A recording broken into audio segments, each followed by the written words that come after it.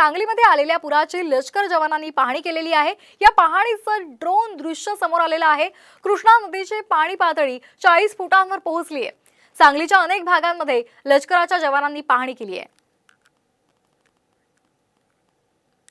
सांगलीतले हे दृश्य आपण पाहतोय, ड्रोनच्या माध्यमातून घेतलेले हे दृश्य आहे। सांगलीमध्ये कृष्णा नदीची पाणी पातळी ही 40 फुटांवर पोहोचलेली आहे। सांगलीच्या अनेक भागांमध्ये लष्कराच्या जवानांनी पाहणी सुरू केलेली आहे। अनेक घरं पाण्याखाली गेलेले आहे, जनजीवन विस्कळीत झालेलं आहे, अनेक रस्त्यांवर सुद्धा पाणी साचलेलं आहे। सांगलीमध्ये पुरानं थैमान घातलेलं आहे। मुसळधार पावसामुळे पाणीच पाणी चहूकडे पाहायला मिळते।